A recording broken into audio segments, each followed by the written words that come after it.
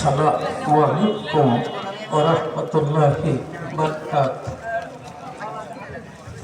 নাহমাদুহু ওয়া নুসাল্লি আলা রাসূলিহিল কারীম।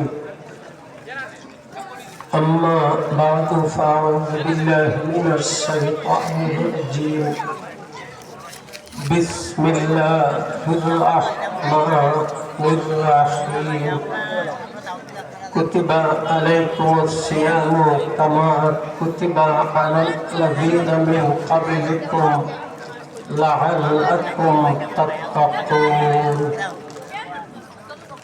আজকের এই দোয়া অনুষ্ঠানের মুহতারাম সভাপতি, সম্মানিত উপস্থিতি,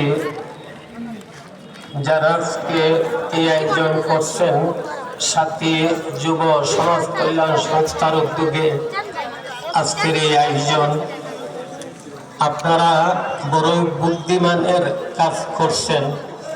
কারণ রোজা মাসে 3টা বার, প্রথম 10 দিন রহমত, মধ্য 10 দিন মাগফিরাত, শেষ 10 দিন নাজাত।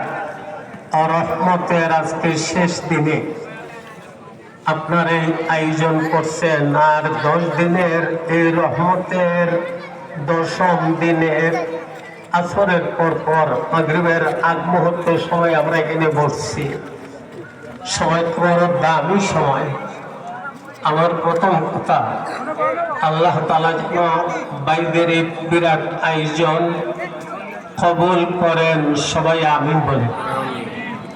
এই উম্মতের মুফতি, এই উম্মতের ফাকিহ আব্দুল্লাহ ইবনে মাসউদ রাদিয়াল্লাহু তাআলা আনহু, যার বেলায় নবী বলে গেছেন, নবী আল্লাহর কসম খাইয়া বলেন, আমার আব্দুল্লাহ ইবনে মাসউদকে যদি ওজন দেওয়া হয়, তার ওজন উহুদের পাহাড়ের ওজনের চেয়ে আরো বেশি হবে।